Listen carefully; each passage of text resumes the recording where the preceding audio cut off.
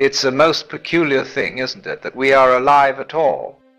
That there should be such a situation as you sitting there, breathing, looking, thinking, and yet most of us behave as though life were a kind of preliminary round, a rehearsal for some grand performance that will come later. We go about our days with this odd seriousness, as if we must qualify, must prove ourselves worthy, must achieve some ultimate purpose. But here's the question: purpose for what? To arrive at where? And when you finally get there, what will you do?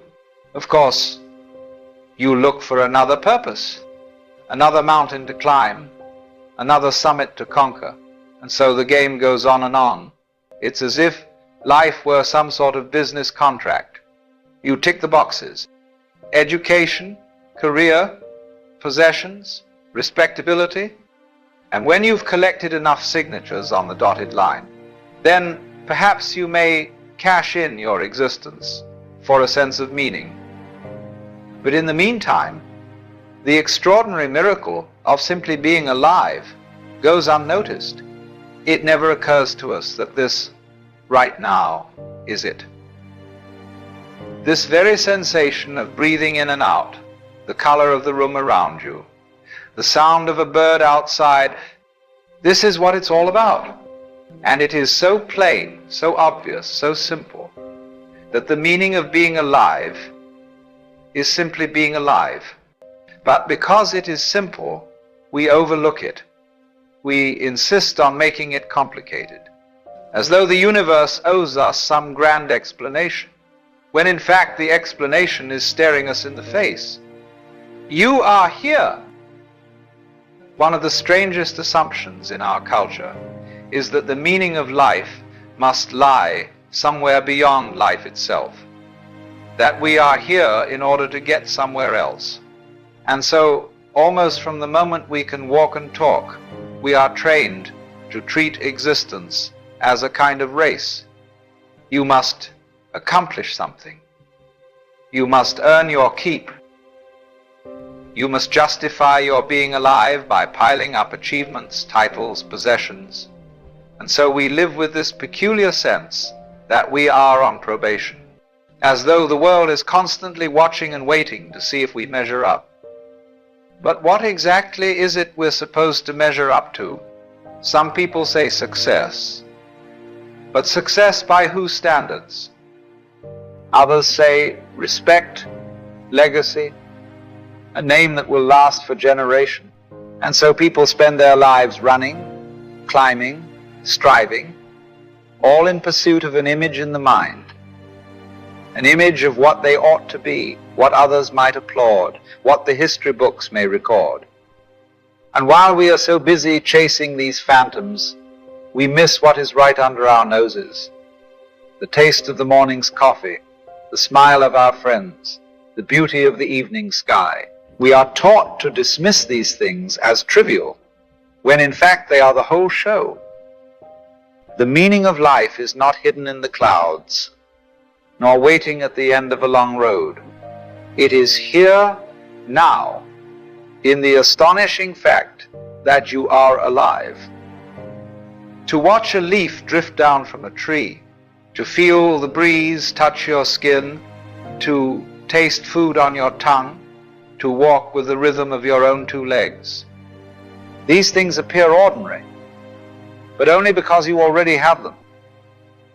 Suppose for a moment that you were a ghost, drifting without weight, without hands to hold, without eyes to see or ears to hear. What would you dream of?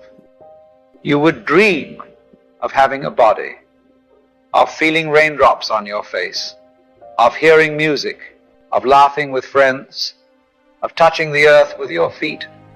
You would dream of the very things that you, right now, are taking for granted. And here you are already living that dream. You are experiencing precisely what a disembodied soul would give anything to taste, even for an instant. How strange, then, that we dismiss it, that we look at the miracle of being alive and call it ordinary. while chasing after little tokens and trophies, hoping they will make life meaningful. The simple truth is, life does not need a meaning beyond itself. Being alive is the meaning. And when you really see that, you find that every moment, however small, is radiant with wonder. The most difficult truth to face is the simplest. Everything we love will one day dissolve.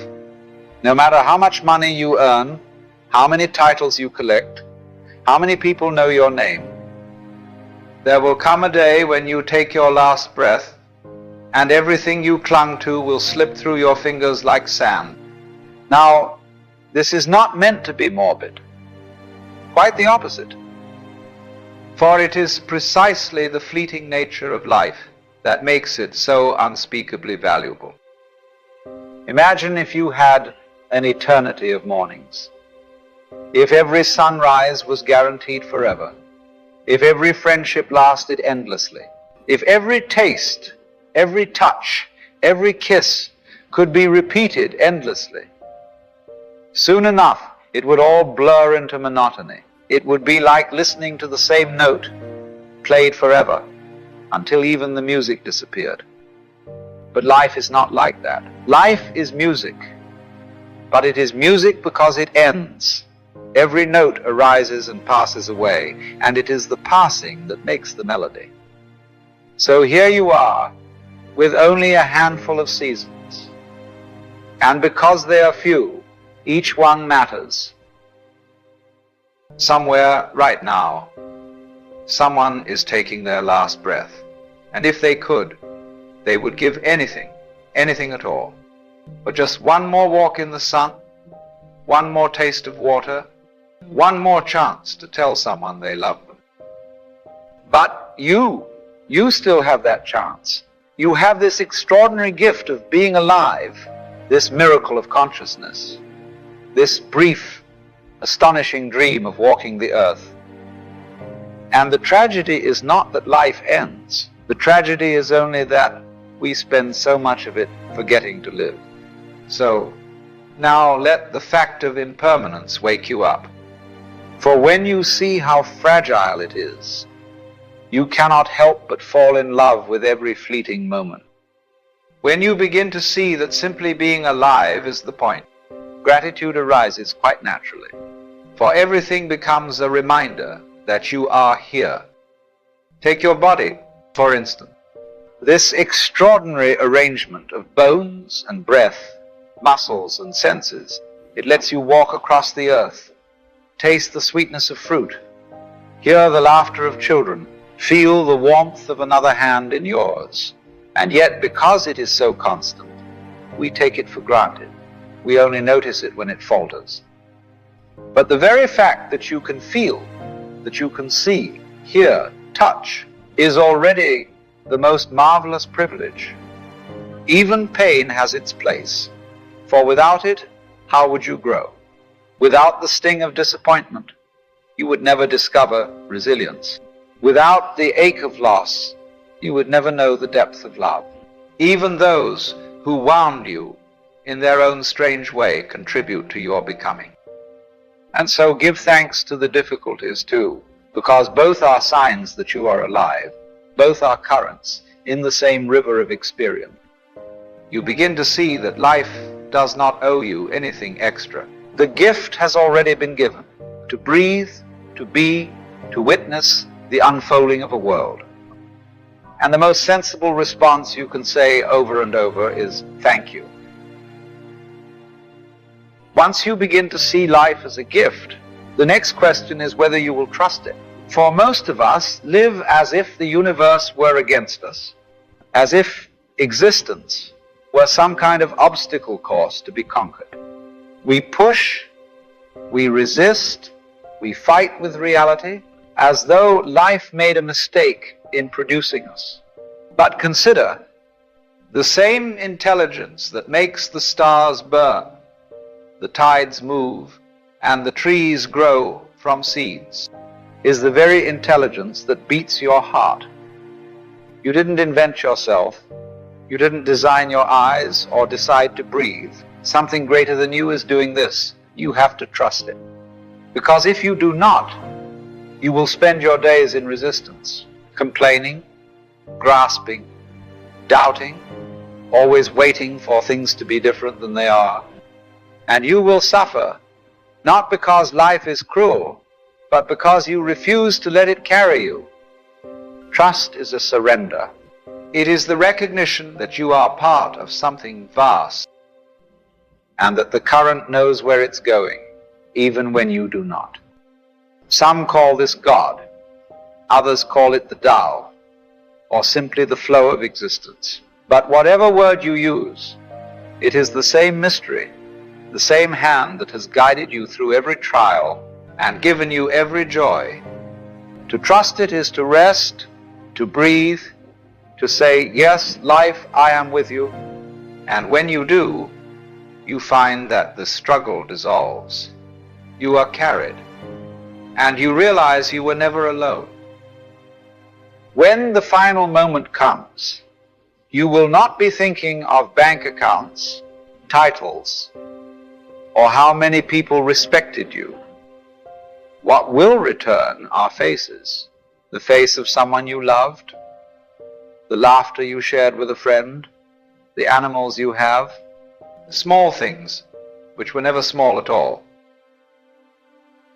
At the edge of life, you see that what mattered was not the trophies you collected, but the moments you lived, the kindness you gave, the love you received.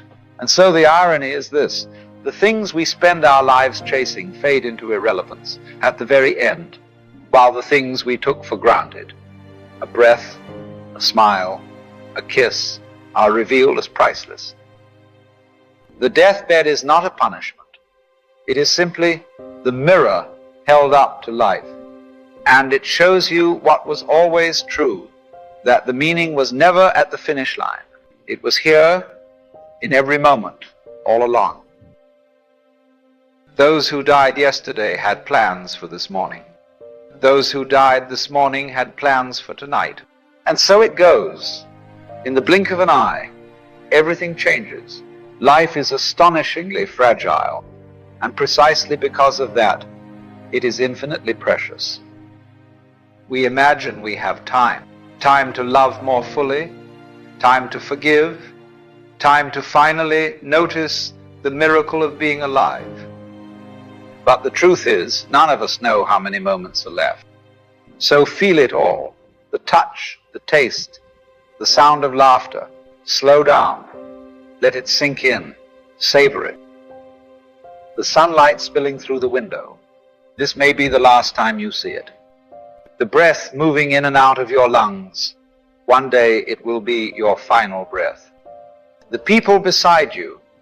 One day you will look for them, and they will not be there. And when your curtain falls, it won't be the cars, the titles, or the trophies you recall.